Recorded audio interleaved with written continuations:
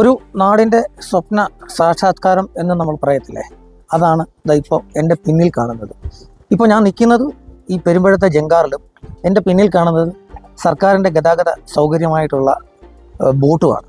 അപ്പോൾ ഈ ബോട്ടും അതേപോലെ തന്നെ ഈ ജങ്കാറും വെച്ചാണ് ഈ നാട്ടിലെ ജനങ്ങൾ മുഴുവൻ ഗതാഗത സൗകര്യം നടത്തിക്കൊണ്ടിരുന്നത്. എൻ്റെ പിന്നിൽ കാണുന്നത് അതാണ് ഇപ്പോഴത്തെ പെരുമ്പഴം പാലം. ആ പാലത്തിലൂടെയാണ് ഏകദേശം 140 കോടി രൂപയോളം മുടക്കി ഒരു വികസന പദ്ധതി കേരള സർക്കാർ, പിണറായി വിജയൻ്റെ സർക്കാർ കൊണ്ടുവന്നത്.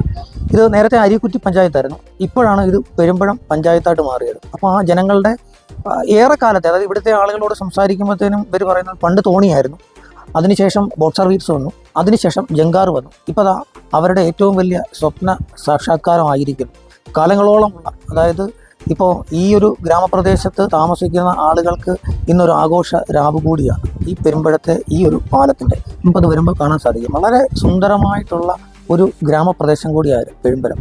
കാരണം എൻ്റെ പിന്നിൽ കാണുന്ന കായൽ, അതേപോലെ തന്നെ ഗ്രാമപ്രദേശങ്ങൾ ഒക്കെ തന്നെ. ഇപ്പോൾ ഇവിടുത്തെ ആളുകളോട് സംസാരിക്കുമ്പോഴത്തേന് ഇവർക്ക് ഏറ്റവും ബുദ്ധിമുട്ടെന്ന് പറഞ്ഞു കഴിഞ്ഞാൽ ഈ ഹോസ്പിറ്റൽ കേസൊക്കെ വരുമ്പോൾ ഇവരൊരു പ്രാഥമിക ആരോഗ്യ കേന്ദ്രം മാത്രമേ ഉള്ളായിരുന്നു. ഇപ്പോൾ ഒരു വലിയ ഹോസ്പിറ്റലിലോട്ടൊക്കെ പോകണമെന്നുണ്ടെങ്കിൽ അവർക്ക് വളരെ ബുദ്ധിമുട്ടായിരുന്നു ഈ രാത്രി കാലങ്ങളിലൊക്കെ.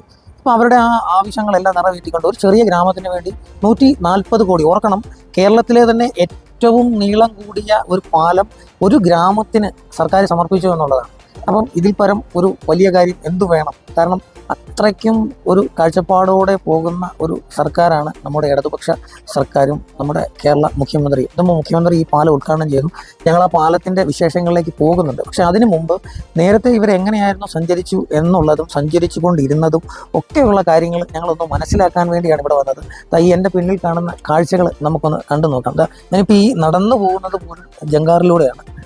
ജങ്കാർ സൗകര്യത്തിലും ഈ ബോട്ട് സൗകര്യത്തിലും ഒക്കെയാണ് ഇവർ നമുക്ക് പെരുമ്പളം മാർക്കറ്റ് ജെട്ടി എന്ന് എഴുതി വെച്ചേക്കുന്നത്. ഇവിടുന്ന് നേരെ പോയാൽ ഹോസ്പിറ്റലാണ്, അവിടുന്ന് നേരെ പോയി കഴിഞ്ഞാലാണ് നമ്മൾ ഈ പാലത്തിലോട്ട് ചെല്ലുന്നത്. അപ്പം വിശാലമായിട്ടുള്ള ഒരു പ്രദേശവും അതേപോലെ തന്നെ വളരെ സുന്ദരമായിട്ടുള്ള ഒരു പ്രദേശവുമാണ് ഈ പെരുമ്പഴം. നമ്മൾ എന്നിപ്പോൾ ഈ പെരുമ്പഴം പാലത്തിൻ്റെ ഉദ്ഘാടനത്തിന് വന്നപ്പോൾ തന്നെ ഈ പിന്നിൽ കാണുന്ന ബോട്ടാണ് ഇവർ ആശ്രയിച്ചിരിക്കുന്നതും, അതേപോലെ തന്നെ ഈ ജങ്കാറുമാണ്.